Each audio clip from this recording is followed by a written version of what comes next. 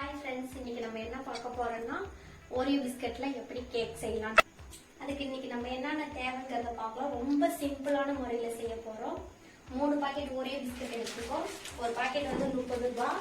இவ்வளோ பெரிய பாக்கெட்டு. அதை பிரிச்சு உள்ள இருக்க க்ரீம் எடுத்துட்டு மேல இருக்க பொடியா ஆக்கிக்கணும். மிக்ஸி ஜார்ல போட்டு நல்லா பொடியாக்கிக்கணும். உங்களுக்கு பிஸ்கட் டேஸ்டே போதும்னா பிஸ்கட்டோட நிறுத்திக்கிங்க. எக்ஸ்ட்ரா டேஸ்ட் வேணும்னா கொஞ்சம் சுகர் வந்து பவுடர் ஆக்கி இதில் ஆட் பண்ணிக்கலாம். நான் கொஞ்சம் ஆட் பண்ணி காமிக்கிறேன்.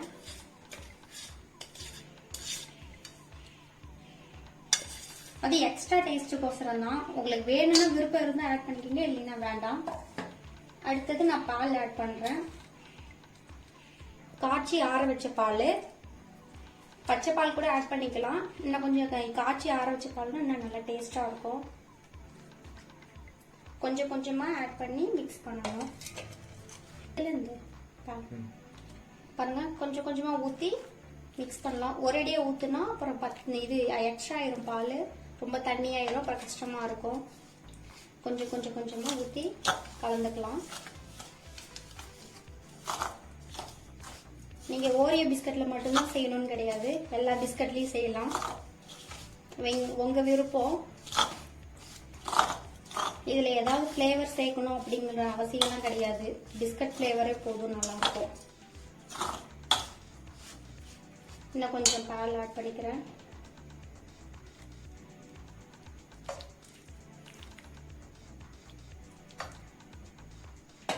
இது கலக்கும் போது நல்ல ஃபிளேவரா இருக்கும், நல்ல ஸ்மெல்லா இருக்கும். பொறுமையா கலங்க, ரொம்ப அவசரம் வேண்டாம்.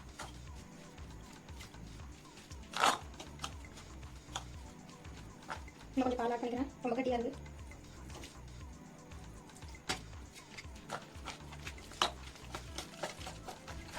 இன்னும் கொஞ்சம் பால் ஆட் பண்ணிக்கலாம், கொஞ்சம் கட்டியாவே இருக்கு. அதுக்குள்ள ரொம்ப ஜாஸ்தி ஆட் பண்ணிடாதீங்க, ரொம்ப லிக்விட் ஆக்கக்கூடாது.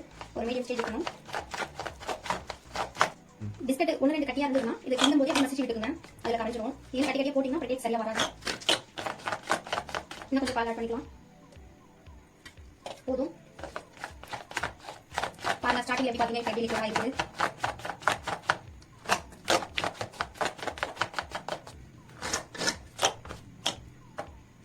இந்த பேட்டர் ரெடி ஆயிடுச்சு.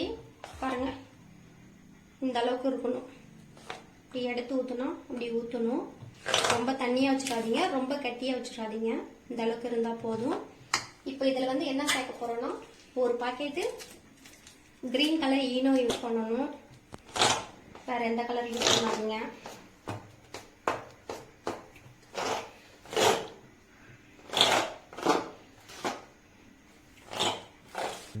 வந்து இதை தடவி விட்டுக்கணும். சைட்ல உள்ள எந்த அளவுக்கு நம்ம மாவு ஊத்துறோமோ அந்த அளவுக்கு தடவி பாருங்க. ஃபுல்லா அந்த அளவுக்கு தடவும். உங்களுக்கு தெரியுதானு தெரியல, ஃபுல்லா தடவிங்க. ஏன்னா கேக் வேக வேக நல்லா ஊற்றி வரும். பட்டர் இல்லைன்னா நீங்க தாராளமா ஆயில் கூட யூஸ் பண்ணிக்கலாம். முக்கியமா நல்லெண்ணெய், அந்த எண்ணெய் யூஸ் பண்ணா அதெல்லாம் ஸ்மெல் வரும். நார்மல் குக்கிங் ஆயில் யூஸ் பண்ணிக்கலாம். சன்ஃபிளவர் ஆயில் யூஸ் பண்ணிக்கலாம். வாசனை வர ஆயில் யூஸ் பண்ண வேண்டாம். இந்த அளவுக்கு தாராளமா பூசிக்கிட்டு அடுத்தது இந்த பட்டர் எடுத்து இதில் ஊற்றணும்.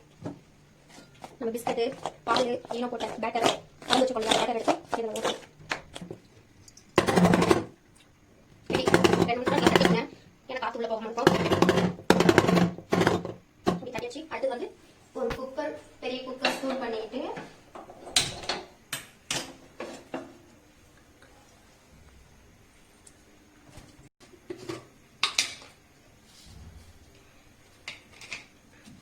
அது உள்ள வந்து நம்ம கொஞ்சம் உப்பு போட்டுக்கலாம். உப்பு இல்லைன்னா மணல், உங்ககிட்ட என்ன இருக்கோ அதை யூஸ் பண்ணிக்கலாம். யாரும் சர்க்கரை யூஸ் பண்ணாதீங்க. இந்த உப்பு தாராளமா இப்படி விரிச்சு வச்சுக்கணும்.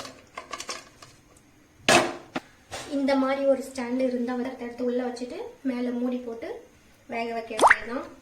மூடியில முக்கியமா விசில் போடாதீங்க, கேஸ் கட்டர் போடாதீங்க. வெறும் மூடியோட தான் மூடணும். இந்த கேக்கு மேல முந்திரி போட போறோம். உங்ககிட்ட என்ன நட்ஸ் இருக்கோ அது போடலாம். தாராளமா எதுவும் போடலாம்.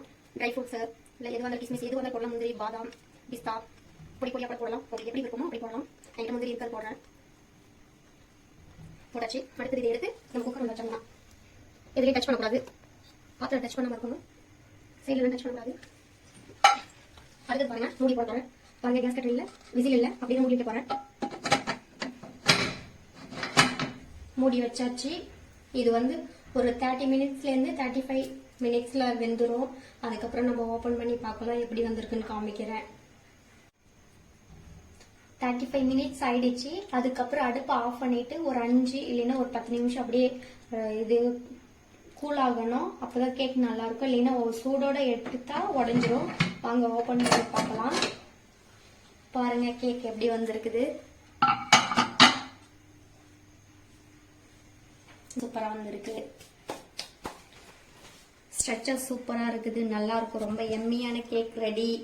நீங்களும் ட்ரை பண்ணுங்க. லைக் பண்ணுங்க, ஷேர் பண்ணுங்க, மறக்காம சப்ஸ்கிரைப் பண்ணுங்க. நம்ம சேனலை மறக்காம சப்ஸ்கிரைப் பண்ணுங்க. இது என்னோட ஃபர்ஸ்ட் வீடியோ. ஏதாவது கமெண்ட் சொல்றதா இருந்தா கமெண்ட் செக்ஷன்ல சொல்லிருங்க. ஓகே, பாய்.